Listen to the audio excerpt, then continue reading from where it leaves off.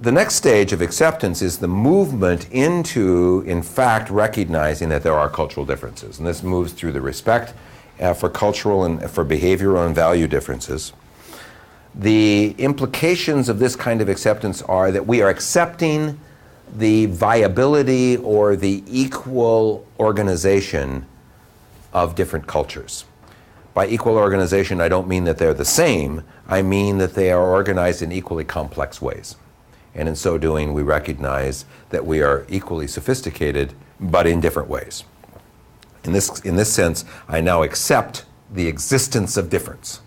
This does not mean that I agree with everything. I may not like one group more than another. I may not like one culture more than another. It doesn't mean we like everything. It just means that we accept that it's different.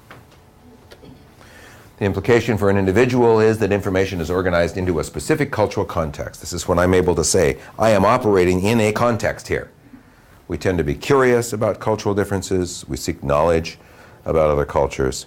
And we tend to be paralyzed from exercising power. The newfound discovery of cultural difference sometimes causes a kind of ethical multiplicity, where we say, well, whatever, there's that way of doing it, and that way of doing it, and that way of doing it.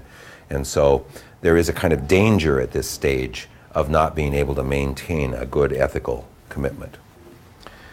That danger is in some ways addressed in the next stage. Organizations at this level here have a tendency to talk the talk but not walk the walk, as we say, meaning that they are able to say, here's what's important about cultural difference, but they don't necessarily know what to do to act on that knowledge.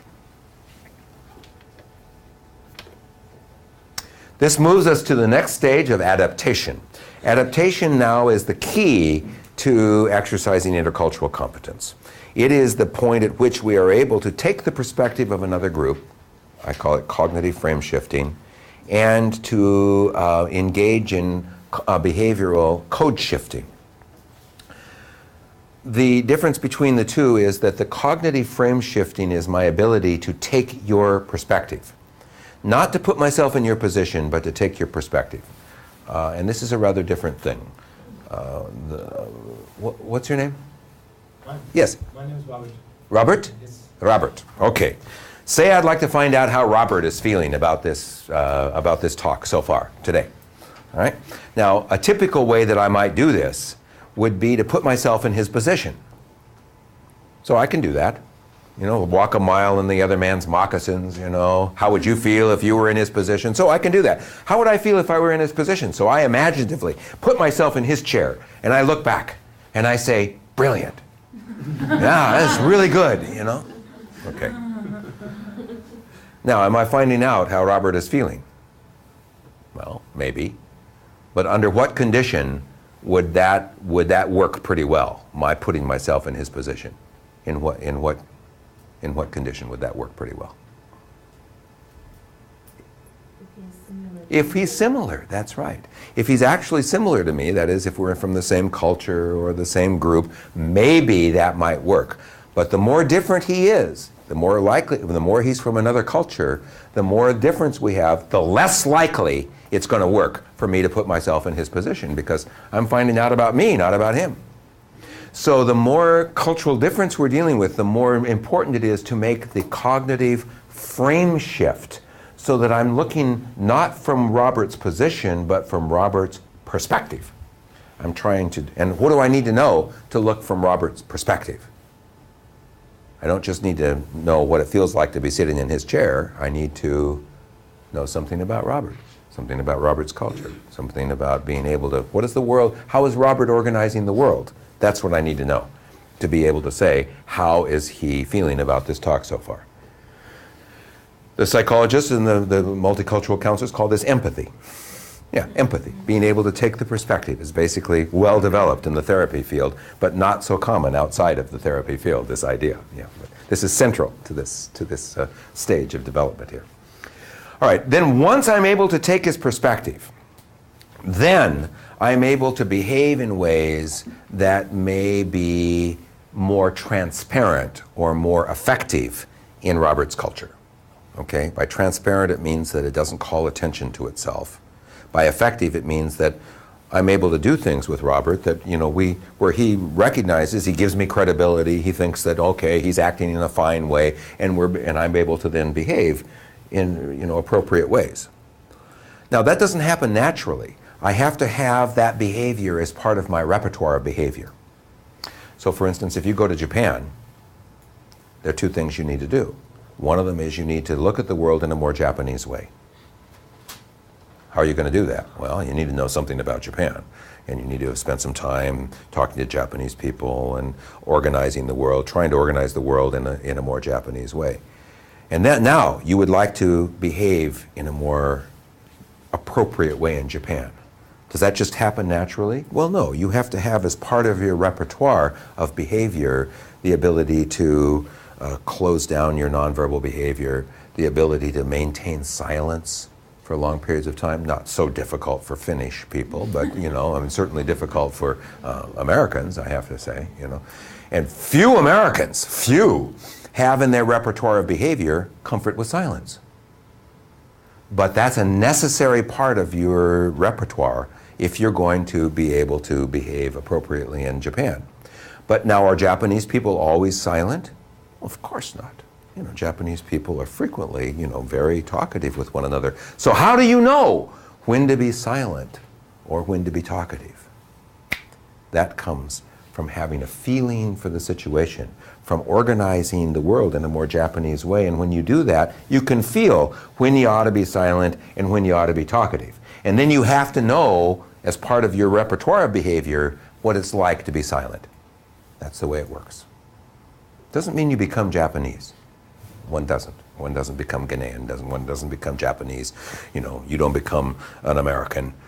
But our behavior becomes more transparent, becomes more competent in the other culture as a result of being able to do this. Note, however, that you can't do this until you accept that there are cultural differences. You can't accept that there are cultural differences until you see the common humanity of people. You can't see the common humanity of people until you've differentiated them through defense, and that means you have to have gotten out of denial. So in other words, you can't just start here. This is the whole developmental idea, is that you need to wait until you're down the line before you come to this. Okay? So, we're more conscious of our frame shifting, we're more mindful regarding cultural issues, we're able to intentionally code shift. That means that we're able to say, I'm now going to look at the world in a more Finnish way, or a more Norwegian way, or a more Japanese way. And the exercise of power now becomes more appropriate in its cultural context. Organizations at this point are able to say, we need to have competence as part of our overall organization, and executives and managers tend to define their role in those terms.